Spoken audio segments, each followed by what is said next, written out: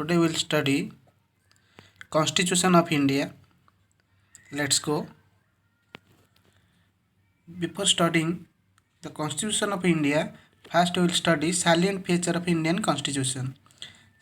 The salient feature of Indian Constitution includes Indian Constitution is the longest and most comprehensive constitution of the world, and it provides India as a sovereign state, a secular state, a socialist state, a democratic state, a republic, parliamentary form of government, sovereignty of the people of India, qualified rigidity and flexibility of the Indian Constitution, universal adult suffrage, fundamental rights. Fundamental rights can be amended, directive principle of state policy, fundamental duties, supremacy of directive principle of state policy over fundamental rights, then single citizenship, independent judiciary, bicameral legislature, administrative tribunals, emergency powers of the president, rights of minorities, compromise between judicial review and parliamentary supremacy. Let's do a short study one by one all these important salient features of Indian Constitution. Starts from introduction. The Constitution of India is the longest in the world. It has taken approximately 250 articles from Government of India Act 1935. Our Constitution was adopted on January 26, 1950. Constitution of India framed by Dr. Bhimrao Ambedkar, who was the chairman of drafting committee. Then comes to salient feature of Indian Constitution. First, it is the longest and most comprehensive constitution.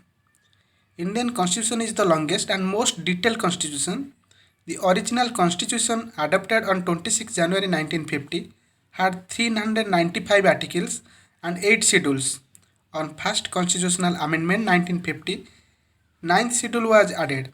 All detailed features like government system in union and state level, fundamental right, its restriction, directive principle of state policy, power and function of executive, legislature, judiciary, various statutory bodies and commissions of emergency powers of the president are well explained, which makes it one of the lengthiest constitution in the world.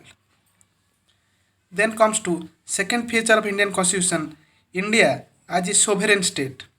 The preamble of the Constitution defines India as a sovereign, socialist, democratic republic.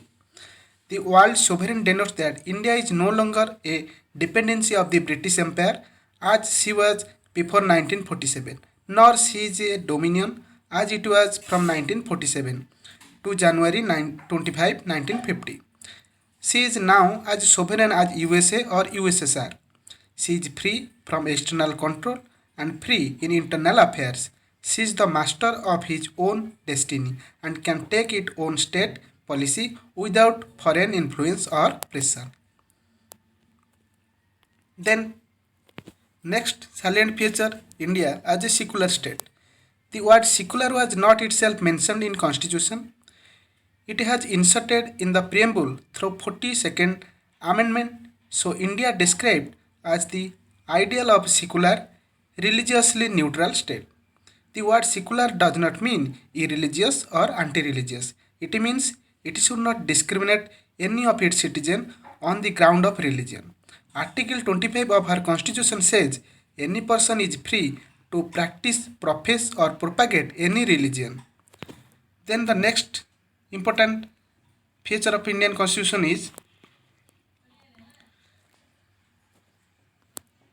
socialist state. India is a socialist state. The word socialist was inserted into the preamble of Indian Constitution through 42nd Amendment.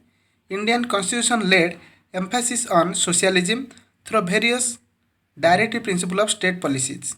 Article 39 lays down that the state ensure that the property does not get concentrated in few hands, or it also ensures the equitable distribution of properties.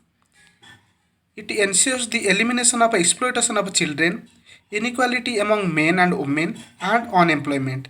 The state must take steps to raise the standard of living of the poor and the downtrodden. Then next important feature is democratic state.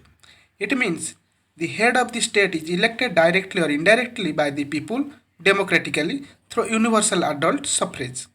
So the real power is vested in its people. It is the people who themselves elect the rulers of the country, who are accountable to them for their governance. Besides, the state does not discriminate against any citizen on grounds of religion, birth, sex, caste, creed, color, etc. Constitution guarantees in every manner possible a sense of justice, equality, freedom and security to all minorities of India. The next important feature is India as a republic. The term republic indicates that India has a chosen, have an elected head. The president of India or his executive is not a hereditary monarch like in UK. The Indian Republic is a democratic republic. A regular election conducted to elect the representative or head of the state. The next important feature of Indian Constitution is parliamentary form of government. The Indian Constitution provides for the parliamentary form of government both at the center and state. The president at center and governor at state are only constitutional head. The real power vested in the hand of the Council of Ministers headed by Prime Minister at center and Chief Minister at state. They all are answerable to the legislature of parliament. Every law passed or amended should be passed by majority of members of both the houses of parliament. Parliament is the supreme lawmaking body. Next feature is sovereignty of the people. The preamble of the constitution clearly proclaims the sovereignty of the people of India. It lays down with the people of India having solemnly resolved to constitute India into a sovereign democratic republic. The election to the House of the People are done on the basis of adult suffrage. It assures the dignity of every individual and other cherished human values by providing the citizens fundamental rights.